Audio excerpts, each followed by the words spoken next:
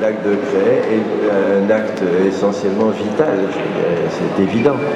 Et quand je parle de créer, là, je parle évidemment de la création artistique, et là, plus précisément musicale, mais de créer de toute manière. Faire l'amour, c'est aussi créer, et c'est retarder la mort. Et au fond, notre seul objectif, c'est ça. On est tous condamnés à une mort, on essaye de repousser l'échéance un peu. La musique, c'est une belle manière de repousser l'échéance. C'est finalement celle que je préfère avec vous. La musique à ses débuts, la musique exotique par exemple, a été très compliquée rythmiquement. Et la musique harmonique en Occident à ses débuts a été très compliquée aussi. Si vous regardez la musique de Monteverde, la musique de Frescobaldi et la musique de Gesualdo, c'est très compliqué au point de vue harmonique, c'est très chromatique, et ce ne sont pas du tout des accords purs. Les accords purs sont venus, ce que vous appelez pur, c'est venu avec la musique classique, dont on a tiré les traités d'harmonie et les dictionnaires de musique. Mais la musique classique a été le fruit d'un renoncement. On ne pense pas assez à ça. Un homme comme Beethoven a renoncé à tout. Dans sa musique, il n'y a plus les merveilleux accords de Monteverde, ni même les chromatismes de Mozart. Il n'y a plus les accentuations et les rythmes féminins de Mozart. Tout ça, ça a disparu. Il a un matériau extrêmement simple. C'est ce qui lui permet de faire des thèmes et des développements magnifiques. C'est parce qu'il n'y a rien. À ce rien, il peut ajouter. Alors, ces accords purs dont vous parlez, ils ont une couleur, ils ont une petite couleur. Ils sont pas tellement colorés. On a des belles couleurs, des couleurs compliquées qu'avec la musique contemporaine. Je crois qu'il faut d'abord que les jeunes gens, ou les très jeunes gens même, soient éduqués de façon pratique. C'est-à-dire qu'ils aient de l'action à faire. Si vous commencez par leur dire une blanche vaut deux noires, une noire vaut deux croches, etc., c'est-à-dire que vous commencez par une espèce de diagramme arithmétique, ça ne peut pas intéresser des très jeunes gens. Il faut les intéresser. Qu'est-ce que c'est que le rythme? Comment je fais le rythme? Pourquoi je fais le rythme? Est-ce que je peux improviser le rythme ou est-ce que je l'organise au contraire? Etc. Des choses élémentaires. Il faut commencer avec des choses élémentaires qui frapperont leur imagination et dans lesquelles ils pourront se sentir inventifs. C'est leur inventivité qu'il faut travailler et non pas seulement la reproduction de schémas qu'on a entendus déjà des millions de fois. Et là, évidemment, ça suppose des pédagogues qui ont vraiment eux-mêmes de la créativité et de l'invention. Tant que vous n'aurez pas ça, tant que vous ne formerez pas des gens dans ce domaine, eh bien, vous n'aboutirez à rien. Les gens ne l'aiment pas, c'est absolument leur droit, c'est même leur droit de la vomir s'ils le veulent. Seulement, pour la vomir, au moins qu'ils l'aient avalée d'abord. N'est-ce pas? Ils vous répondront, si on applaudit, moi j'ai le droit de siffler, de hurler, de chahuter. Très bien, mais alors qu'il ait la même objectivité, la même politesse, le même sportsmanship que ceux qui applaudissent et qui attendent la fin pour manifester ce qu'ils sentent, qu'ils fassent la même chose. Mais je trouve qu'il est même absolument imbécile de crier contre une chose avant qu'on ne sache ce que la chose veut dire. Je voulais être compositeur à partir de l'âge de 18 ans. Voilà. Mais ça m'a pris du temps. Non mais ça t'a pris comment de vouloir être compositeur? C'est arrivé comme une flamme du Saint-Esprit? Oui, presque, oui. C'était comme ça, comme une hallucination. Tu te souviens de ce moment? Hein? Tu te souviens du moment où ça t'est arrivé? Oh, ça a pris plusieurs années. À partir de 18 ans jusqu'à l'âge de 20 et quelques années. C'est pas bien ça?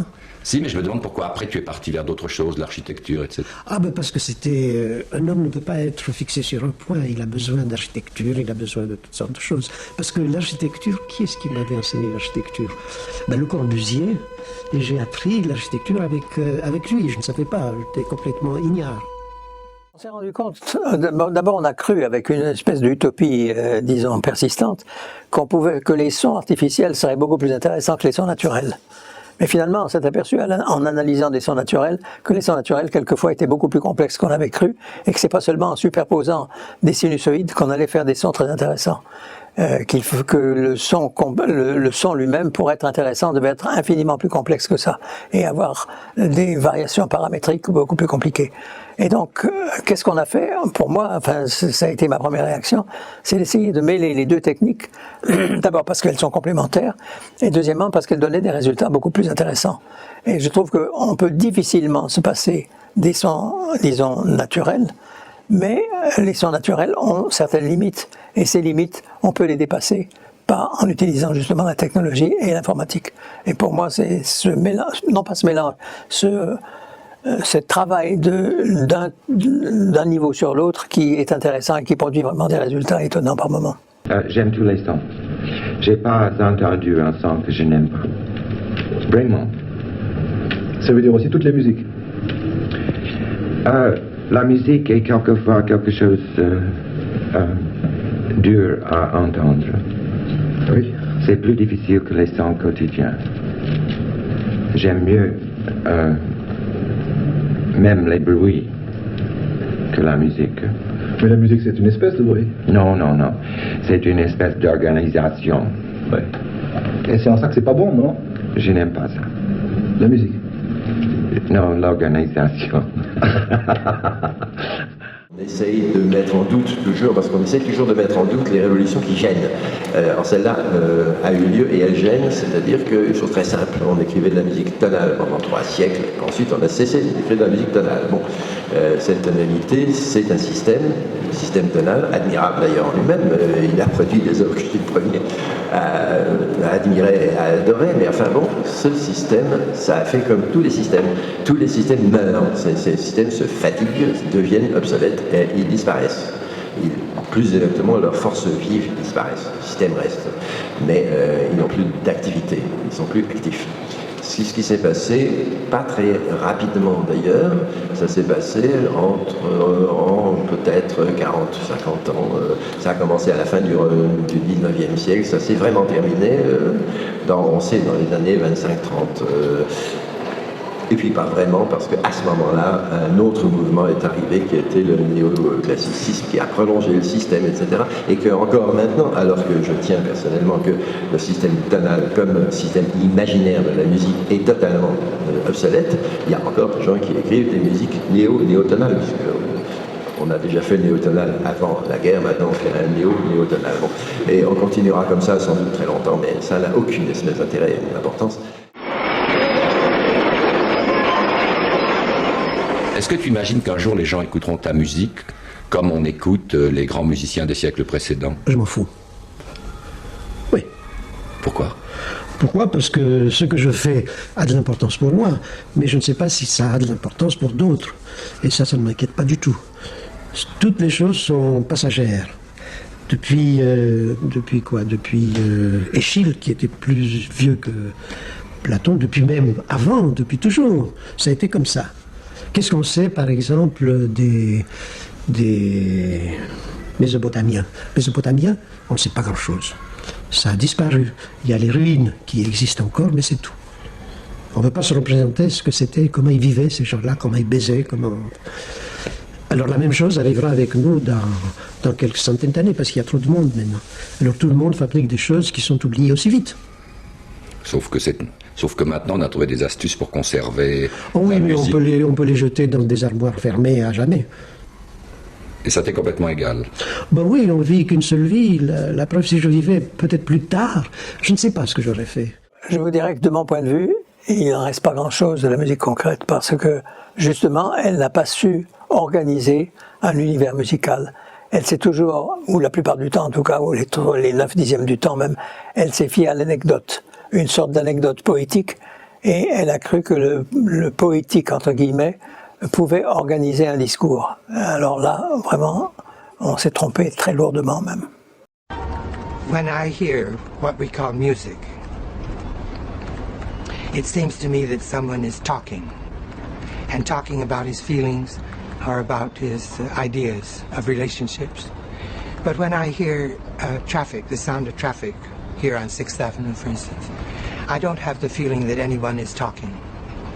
I have the feeling that sound is acting. And I love the activity of sound. What it does is it gets louder and quieter, and it gets higher and lower, and it gets longer and shorter. It does all those things which I'm completely satisfied with that. I don't need sound to talk to me. We don't see much difference between time and space. We don't know where one begins and the other stops. So that most of the arts we think of as being in time, and most of the arts we think of as being in space. Marcel Duchamp, for instance, began thinking of thinking of music as being not a time art but a space art. And he made it a piece called Sculpture Musicale, which means different sounds coming from different places and lasting, producing a sculpture which is sonorous and which remains. People expect listening to be more than listening. And so sometimes they speak of inner listening or the meaning of sound.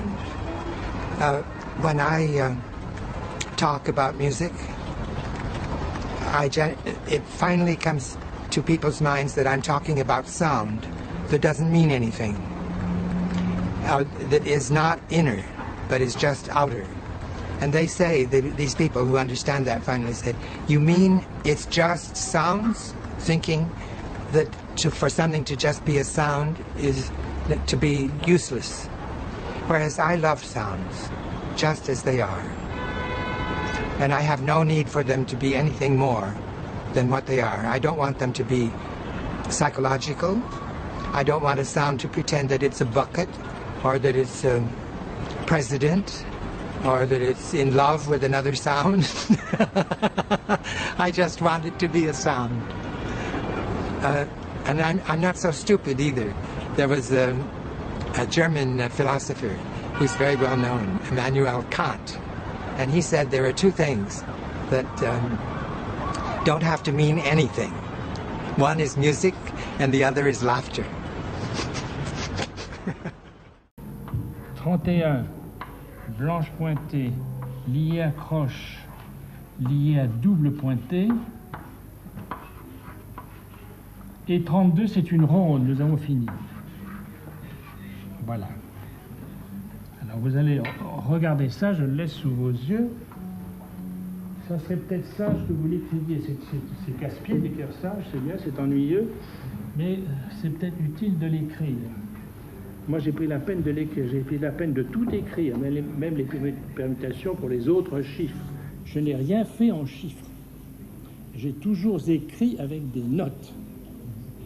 Je vous fais remarquer ça, je suis musicien, je ne suis pas un mathématicien, je suis un musicien, j'écris avec des notes. Les gens qui ont fait des livres sur ma musique ont essayé de reproduire des tableaux et ils ont mis des tableaux de chiffres. Je trouve ça horrible, ça ne me parle pas du tout. Moi je suis amoureux d'une durée. Je ne peux pas être amoureux d'un chiffre. Le chiffre 4, ça ne m'intéresse pas du tout. Mais une durée qui dure 4 ou une durée qui dure 5, ça m'intéresse. Ça a quelque chose qui a une valeur sonore, qui a une valeur aimable. Et on peut aimer, on peut être amoureux de cette durée et des différences avec les autres durées, mais pas d'un chiffre. Un chiffre, c'est froid, c'est sans intérêt. Ou alors, il faut avoir l'amour froid des mathématiciens. Les mathématiciens sont spécialistes de ça. L'amour froid, l'amour glacé. Mais moi, c'est pas mon cas. Derrière, on lit des tas d'entretiens, des présentations, et l'impression, quand on lit ça, c'est que c'est incroyable ce que Xenakis fait peur à tous ces gens. Oui. J'aimerais savoir pourquoi. Ah, je ne sais pas, c'est pas mon regard. Non, c'est pas que ça. Ah, je ne sais pas. Toi, tu n'as pas peur. Plus. Notre musique à nous, qui est tout de même celle d'avant, je veux dire, évidemment, c'est pour ça qu'on est des vieux cons, d'une certaine manière.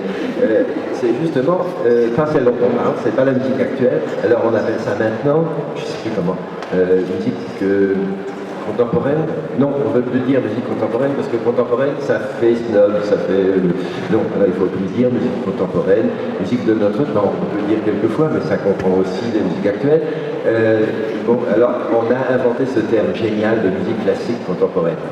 Parce qu'il faut dire que c'est de la musique qu'on fait maintenant, mais c'est tout de même de la musique de gens bien ennuyeux et qui sont dans l'institut, etc. Bon, bref.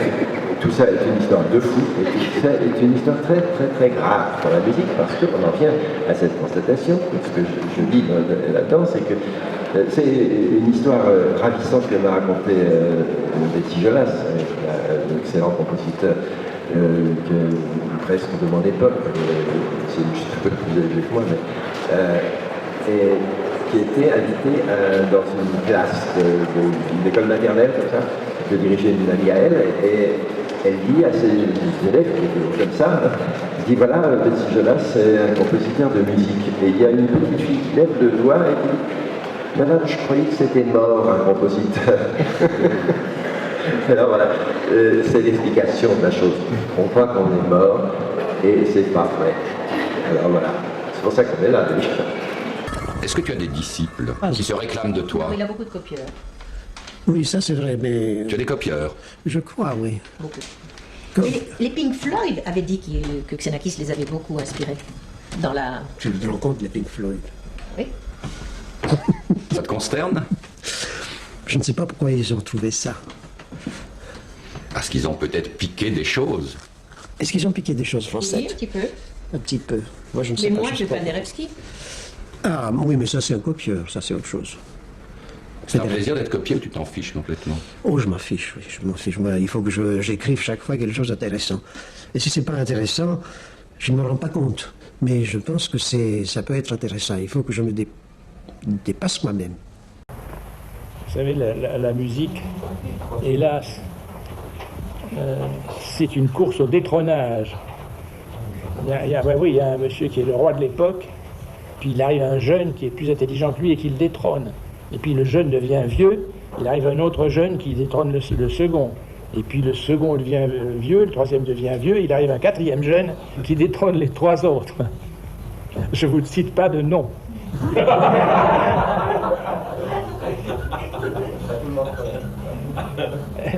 C'est la vie, on a 20 ans, et puis un beau jour on s'aperçoit qu'on en a 50, puis un beau jour on s'aperçoit qu'on en a 70, on a les cheveux tout blancs, puis il n'y a rien à faire. Je pense que le problème dans ce cas-là, c'est le problème des interprètes, qui n'ont pas de courage, ou qui sont trop paresseux, tout simplement. Je veux dire, si vous persistez à donner de la musique contemporaine, vous créez un public au fur et à mesure. Et il n'y a pas de raison que, par exemple, des gens se précipitent à des expositions de peinture contemporaine et n'aillent pas à des concerts de musique contemporaine. Donc, il y a quelque chose qui est là dans les mains des interprètes. Si M. Paulini ou M. Barenboim jouent des œuvres contemporaines, les salles sont bien remplies. Elles sont peut-être moins pleines que s'ils jouent Chopin ou Beethoven, mais les salles sont tout à fait remplies. Donc, de ce point de vue-là, je qualifierais la paresse vraiment d'un obstacle numéro 1. La paresse, enfin, j'entends bien que les gens travaillent très bien et très activement, mais la paresse mentale, je parle de cette paresse mentale qui les empêche de découvrir, tout simplement, et le manque de curiosité. Je me dis, ça suffit comme ça, tu es assez composé, qui va les écouter tes œuvres? Ça ne m'intéresse pas. Et je peux faire ça pour moi-même. Mais pour moi-même, il faut plus de force interne que si je faisais pour les autres. Et tu m'as dit tout à l'heure que tu ne faisais jamais pour les autres, que ça ne t'intéressait pas. Oui, ça ne m'intéressait pas. Mais je peux parfois dire, il faut faire quand même quelque chose, même si c'est pour les autres. Qu'est-ce que ça veut dire faire pour les autres? Pour les autres, qu'ils écoutent ce que j'ai fait. Mais ça, c'est le cadet de mes soucis. On vient essayer de retrouver soi-même dans les autres. C'est-à-dire de retrouver le propre mécanisme, le propre système, le propre rationalisme aussi dans l'autre. Et cela, c'est une violence tout à fait conservative. Au place d'être en silence et d'écouter les silences ou d'écouter les autres, on espère d'écouter encore une fois soi-même. C'est la répétition qui devient académique, conservative, réactionnaire. Parce que c'est le mur contre les pensées ou contre autre chose qui encore aujourd'hui n'est pas possible d'être expliquée. C'est la fin, la consommation des mentalités systématiques, académiques ou des a priori, soit sur le plan intérieur, externe, social, esthétique surtout. Parce qu'on aime le confort, on aime la répétition, on aime les mythes, on aime d'écouter toujours la même chose, peut-être avec des petites différences, exactement pour montrer l'intelligence, de dire oui, ici il y a une différence, une relation à celui. Il y a de la violence dans ta musique, est-ce qu'il y a du désespoir? Les deux, mon compagnon, mon petit ami. Il y a les deux. Mais parlons du désespoir. Espérer quoi? Par exemple, toi, tu penses qu'il y a une vie ultérieure après notre mort? Je ne suis pas convaincu du contraire. Du contraire, qu'il n'y a pas de vie? Je ne suis pas convaincu du contraire. Qu'est-ce qu'il veut dire? C'est-à-dire peut-être qu'il y a quelque chose, mais je ne sais absolument pas quoi. Mais il n'y a rien. Toi, t'en es sûr? Oui. T'as la preuve? Bah écoute, il y a des millions de gens qui meurent tous les jours pour rien. Et ils disparaissent comme ça. Non, mais tu crois qu'il y a quelqu'un qui les pèse, qui dit « Ah oui, il a bien fait, on va le sauver ». L'autre, non, il a calé dans les tartares.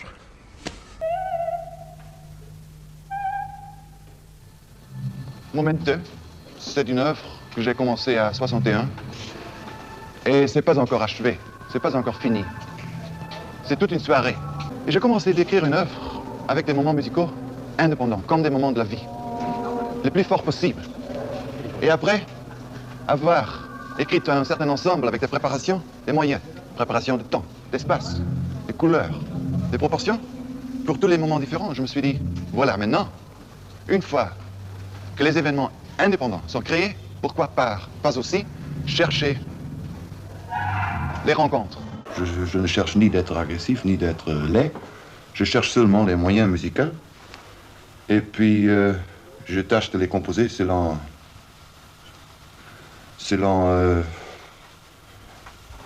mes idées comme compositeur. Et après, je vois et j'entends la réaction du public. To teach the philosophy of Zen Buddhism, and I went to his classes for 2 years. And he put on the blackboard one day an oval with 2 parallel lines halfway up the left-hand side. And he said, referring to the whole drawing, he said, this is the structure of the mind. And those 2 parallel lines are the ego, or mind with a little m, whereas the whole drawing is mind with a big M. And he said the ego has the capacity to cut itself off from the rest of mind, or to flow with it. And it does that by developing likes and dislikes, taste and memory. And if you do as Zen wants you to do, get free of your tastes and memory and likes and dislikes, then you have to discipline yourself